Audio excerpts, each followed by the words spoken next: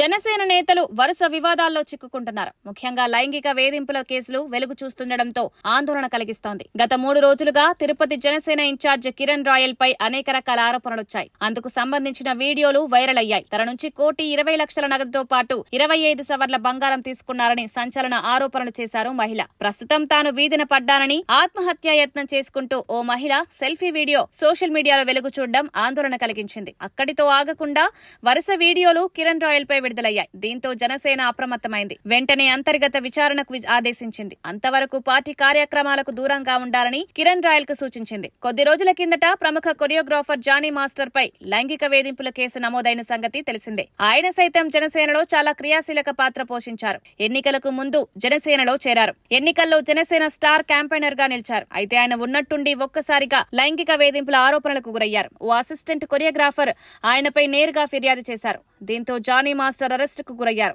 అప్పట్లో జనసేన హైకమాండ్ దీనిపై స్పందించింది. పార్టీ నుండి సస్పెండ్ చేసింది. పార్టీ కార్యక్రమాలకు దూరంగా ఉండాలని జానీ మాస్టర్ కు సూచించింది. ఇప్పుడు అదే పరిస్థితి ఎదురైంది కిరణ్ రాయల్ కు. తిరుపతిలో జనసేనలో యాక్టివ్ రోల్ ప్లే చేశారు కిరణ్ రాయల్. ఈ ఎన్నికల్లో జనసేన తరపున పోటీ చేయాలని భావించారు. కానీ అవకాశం దక్కలేదు. అయితే వైసీపీపై దూకుడుగా ఉండే జనసేన నేతల్లో కిరణ్ రాయల్ ఒకరు. మొన్నటికి మొన్న కార్యకర్తల కోసం 2.0గా అవతారం ఎత్తుతాని జగన్ ప్రకటించిన సంగతి తెలిసిందే. దానిపై జనసేన నుంచి స్పందించింది తొలిసారిగా కిరణ్ రాయల్ మాత్రమే. జగన్ పై తీవ్ర స్థాయిలో విమర్శలు చేస్తూ ఆయన చర్యలను తప్పుబట్టారు. అయితే ఆ ఘటన జరిగి రోజులు గడుస్తున్న నేపథ్యంలో ఏకంగా సోషల్ మీడియాలో ఆయన వేధింపులు వెలుగు చూడడం ఆందోళన కలిగిస్తోంది. తన వెనుక వైసీపీ కుట్ర చేస్తోందని కిరణ్ రాయల్ ఇప్పుడు చెప్తున్నారు. అప్పట్లో వైఎస్ఆర్ కాంగ్రెస్ పార్టీపై విమర్శలు చేసేవారు జనసేన అధినేత పవన్ కళ్యాణ్. ముఖ్యంగా వైసీపీ నేతలపై లైంగిక వేధింపుల ఆరోపణలు వచ్చిన సమయంలో విశ్వరూపం ప్రదర్శించేవారు. అటువంటిది ఇప్పుడు సొంత పార్టీ నేతలపై లైంగిక వేధింపుల కేసులో చిక్కుకోవడం, వారి వీడియోలు నేరుగా వెలుగు చూస్తుండటంతో ఇబ్బందికరంగా మారుతోంది.